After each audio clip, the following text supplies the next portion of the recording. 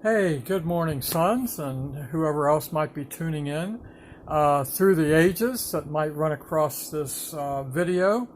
It's a really important video that I'm sharing with you today because this is real life. This is my case for Christ last night, as I had an opportunity to share the good news of Jesus Christ with a person last night, face to face, or should I say mask to mask. But this is real life. Sharing the goodness, the hope of heaven with a person that has no hope, and being able to share that hope with a person.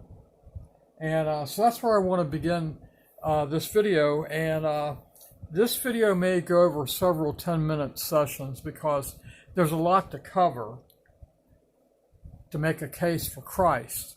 But there's only one thing a person has to do to have a relationship with God.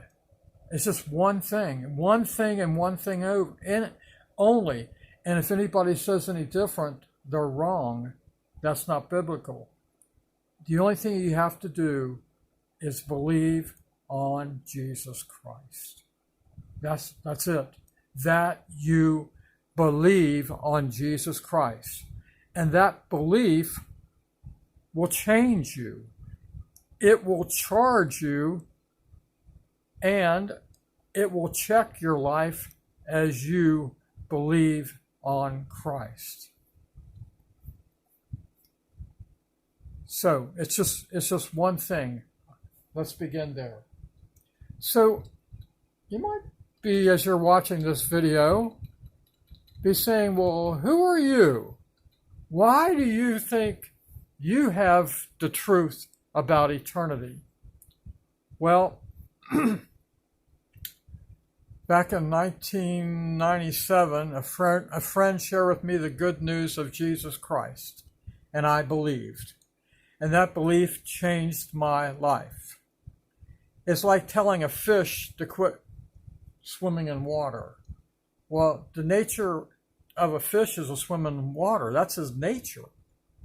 It's like, for example, when I'm running, I do a lot of running. When I'm out running, and a doggy starts barking, and a neighbor and his owner gets really mad because the dog is barking. Hey, that's their nature. That's what dogs do. They bark. When they see somebody, they're going to bark. That is their nature. Well, my nature was changed in 1997. I didn't seek for the change. I didn't work to be changed. God changed me. It's who I am today. I've been changed. So, does that give me the authority to tell others that they need to be changed? Yes. Does it give me the authority to tell others how to be changed? Yes. Look at this verse. Romans 10:14. How then shall they, they're talking, the they is the people that do not believe, that have no relationship with God. How then shall they who have no relationship, no hope for heaven, call on him, that him is Jesus, in whom they have not believed? A person that does not believe on Jesus Christ is in a dangerous place today that will lead to hell because they have not believed. It's the only thing that sends a person to hell, their unbelief. Their unbelief sends a person to hell. It's the only sin that will not be forgiven by God, your unbelief. And how shall they believe in him, again Jesus, of whom they've not heard? I mean, if they haven't heard about Jesus, how are they going to believe on Jesus? And here's the key. And how shall they hear without a preacher? So you might be saying, well, what is your credentials to be a preacher? Well, I didn't go to any biblical training, formal biblical training. I've just sat under preaching for 23 years now, under some really good preaching. And I do a lot of study, but the only credential I have is that I believed on Jesus Christ, and that makes me a preacher. For example, if you want to tell someone that down the street, under this rock, there's $50. Well, how much training do you need for that? You just need to know that under that rock there's $50. All right. Well, all I need to know is that the only way to heaven is Jesus, as you believe on Jesus Christ. I found that, and I'm just sharing it. For example, God tells us that we don't have to be lawyers. We don't have to defend Christ. We just have to be a witness. Like a witness in a trial, all they do is tell what they saw, what happened to them. That's a witness. There's no training to be a witness. You just testify to what happened to you, right? Or what you saw. Well, what happened to me 23 years ago is I saw my need for Christ. I saw that Jesus Christ shed his blood for me, a sinner, that my sin had separated me from God forever. And the only way to be reconciled to God or be forgiven is to trust Jesus Christ paying my debt of sin by shedding his blood, dying on that cross, and raising from the grave. Justified what he did, paid my debt. That's what happened to me, and that's why I can claim to be a preacher. All a preacher does is proclaim the good news. All right, let's go to the next verse. 2 Corinthians 5:18. And all things are of God. Everything is from God, who hath reconciled us to himself. To those that have believed on Jesus, have been reconciled, have been brought back together.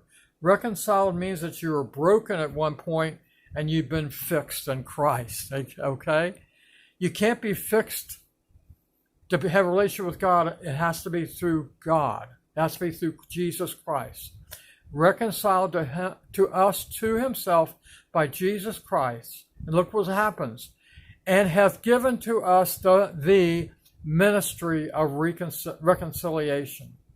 So, because of my belief, or whoever watched this video that's a believer, you have the ministry of reconciliation. Whether you use that ministry or not, you're supposed to. And what that ministry is sharing with people who do not believe their need to believe and how to believe. And let me close out this part of the video series. It's going to probably go maybe 5 or 6 videos.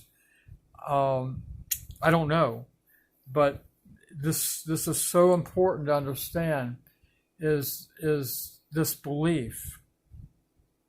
You have to have a true belief that changes your life. A true belief in the death and resurrection of Jesus Christ. You have to believe that, and you have to live that. You have to become a fish for Christ. That everything you do is based on your belief on the death and resurrection of Christ. It charges your life that everything is for that reason, that Jesus Christ died and he rose from the dead, and your whole life is lived out.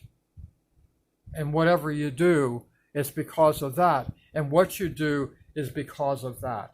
It's that important. It's like, let's say a boyfriend and girlfriend, and the girlfriend's wondering, well, does my boyfriend love me? Do I believe that my boyfriend loves me? He says he loves me, but I find him, when I call him, he's not at home a lot of times, and I'm usually having to call him. He doesn't call me. And sometimes I don't know where he is. And when we're together, he seems distant. Evidence there is he probably doesn't love you. Well, if we say we love Christ, but we're not in his word, we're not studying his word, we're not in prayer, we're not talking to others about what Christ has done for us and what that Christ can do for them. In other words, if our business is not about Christ, then we probably haven't believed. Hey, love you guys.